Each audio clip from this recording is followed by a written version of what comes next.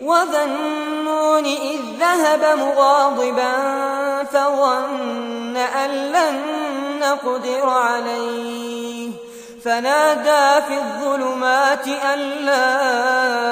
إله إلا أنت سبحانك إني كنت من الظالمين فاستجبنا له ونجيناه من الغم وكذلك ننجي المؤمنين